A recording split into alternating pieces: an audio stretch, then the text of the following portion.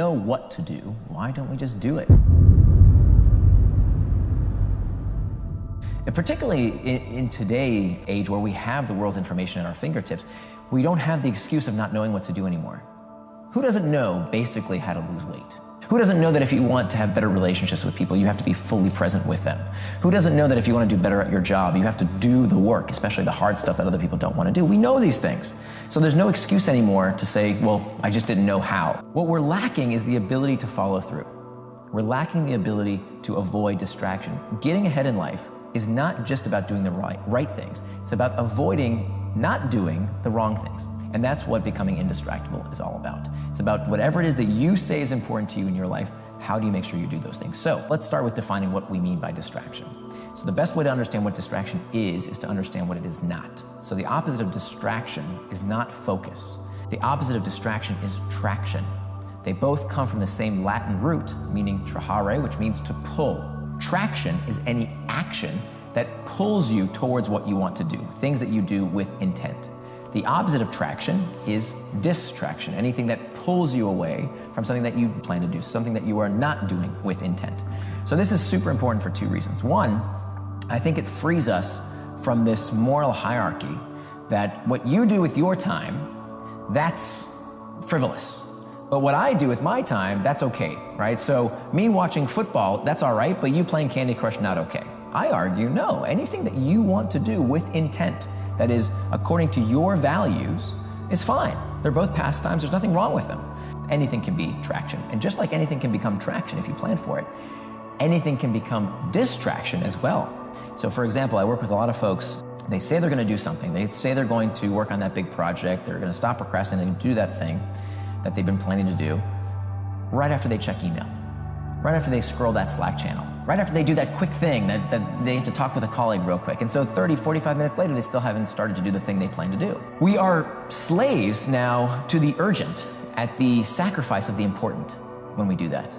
In today's age where technology is so pervasive and so persuasive, I mean, it is designed to be persuasive and we want it to be persuasive. We want products to be engaging, then it's easier than ever to get distracted. So we've got traction, we've got distraction. We have two things that move us towards traction and distraction. We have what's called an external trigger or an internal trigger. External trigger is what kind of everybody blames on distraction, right? It's the pings, the dings, the rings, anything in your environment that prompts you towards traction or distraction. Now, they're not inherently bad. These tools are not somehow evil. If a notification on your phone says, hey, it's time to wake up and hit the gym, or it's time to go to that meeting, or it's time to do the thing you plan to do, it's moving you towards traction. But if you get a notification on your phone while you're with somebody that you plan to spend time with, in my case, it was my daughter. One day I got this notification while I'm spending time with my daughter and I'm checking my phone as opposed to being fully present with her. That was moving me towards distraction. So those are the external triggers, but it turns out, even though we love to blame those things, we think that that is the root cause of the problem. In fact, the psychology of distraction goes much, much deeper. That most distraction, it turns out, is not spurred by the external triggers at all. Most distraction does not start outside of us, but rather starts from within. That the root cause of why we become distracted is because we feel these internal triggers, these uncomfortable emotional states that we seek to escape. Neurologically speaking, we only do things for one reason, and that is to avoid discomfort. Physiologically, we know this is true.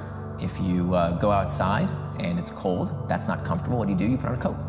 And when you go back inside, now it's too hot, that's not comfortable, you take it off.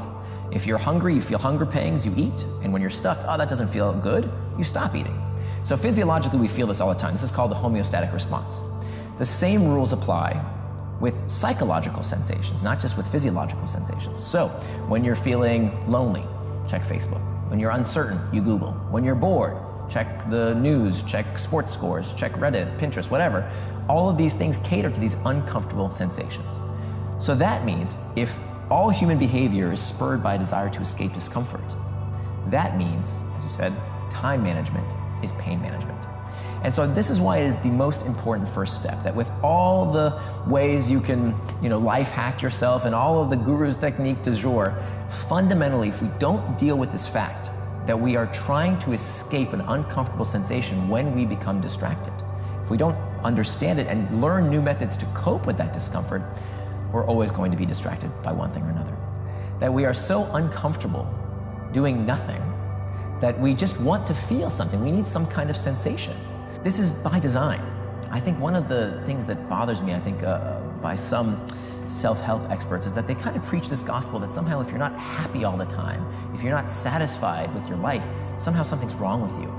And it turns out that evolutionarily speaking, nothing could be further from the truth. That our species is designed to be perpetually perturbed, right? We have this instinct of feeling bored to prod us to go do something, to go search, to find better resources, to improve our lot in life. And that's not necessarily a bad thing. That we can harness that, right? This is the same impulse that helps us develop life-changing medicine, helps us invent new things, helps us shoot for the moon. It comes from that desire for more. So I don't think the answer to all of our problems is to not want, to not crave, to not desire. I think the answer is to channel these internal triggers towards traction rather than distraction. I mean, if there's one thing that our brain is incredibly good at, is pattern matching. So if the brain feels discomfort and then finds something that can relieve that discomfort, that's what it forms the habit around. We need to understand that if we are to fight distraction, if we are to be the kind of people who do what we say we're going to do, we only really have two choices. We can either fix the source of the discomfort in our life, whatever it is that's causing us this pain, or we need tactics to cope with the discomfort that we can't alleviate on our own. For example, part of being human is that part of the human condition is that you can't solve every problem in your life. You can't even, I would argue, you can't even keep yourself from feeling those feelings. What you can do is change how you react to your emotions. And so that's the really important part, is either fixing the source of the problem where you can, or learning tactics to cope with that discomfort in a healthier manner. One of the things that people do that doesn't work is strict abstinence. Now, strict abstinence is when you tell yourself, I am not going to do that thing. And it turns out that strict abstinence, for many behaviors, backfires, particularly behaviors that are very difficult to avoid completely. How do you abstain from food if you're on a diet? We have to eat. How do you abstain from technology these days? I mean, it's imperative to do our jobs. We can't just say, stop using email for 30 days, you'll lose your job, you'll get fired. So for those type of potential distractions, we don't want to just abstain. When we do abstain, when we tell ourselves, no, absolutely not, it's almost like pulling on a rubber band. Now, when you pull on a rubber band and you stretch it, and you let go, it doesn't just go back to where you started, it ricochets even further. And that's what happens when we employ strict abstinence. We tell ourselves, don't do it, don't do it, don't do it, don't do it. Okay, fine, I'll give in. And that sensation of relieving the discomfort of telling yourself not to is itself pleasurable. This is a big reason why smokers get addicted to cigarettes. Smokers, when they are mindful about the experience of smoking, they actually rate it as not pleasurable. It's stinky, it's not very pleasurable. There's nothing inherently pleasurable. Nicotine does make you feel a certain way, but many smokers don't actually report it makes them feel good, it just makes them feel something. What gets them to keep smoking is not only the physiological effects of the nicotine, what more so gets them addicted is telling themselves, don't do it, don't do it, don't do it. Finally, I smoke, and now I'm relieved of the discomfort of having to tell myself, don't do it. So strict abstinence oftentimes backfires. You can give in to any distraction, whether that distraction is checking email when you want to work on a big project, whether that you're tempted to Google something or eat that piece of chocolate cake you don't want to have. You can give in to that distraction in 10 minutes. 10 minutes of doing what psychologists call surfing the urge. When it comes to these uncomfortable emotional states, we know that emotions don't last forever. In the moment, we think they will last forever. That's how the brain spurs us to do something about it, right? It spurs us to action by making us think, I don't want to feel this way anymore. But logically, rationally, when we think about it, emotions are like waves. They crest and they subside. So we can surf these urges like a surfer riding a wave. So for 10 minutes, what I oftentimes do, I'll take out my phone, I'll say, set a timer for 10 minutes, I'll put my phone down. And my job for those 10 minutes is to simply reflect on that sensation and talk to myself the way I would talk to a good friend, with self-compassion. So what many people do when they tell themselves no, when they try and not get distracted, they fit into two buckets, the blamers or the shamers. The blamers say, oh, it's my phone that got me distracted. It's Facebook, it's YouTube, it's Slacks. That thing got me distracted. The shamers, this is the category I used to fall into, say there's something wrong with me. Maybe I'm not cut out for this job. I'm lazy, I have a short attention span, there's something wrong with me, right? And we shame ourselves. And of course, that's not helpful either, because where does this shame spiral lead?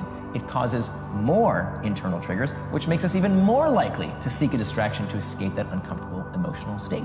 Yeah. So how do you diffuse it? You don't become contemptuous, you become curious. So for 10 minutes, your job is to reflect on that sensation, to feel that sensation with curiosity rather than contempt, or to get back to the task at hand. And 9 times out of 10, by just setting that 10-minute rule and saying, I can give into that distraction, I can have that chocolate cake, I can go check my email or Google or whatever it is that I am tempted to do, but in 10 minutes. It's an incredibly effective and simple technique.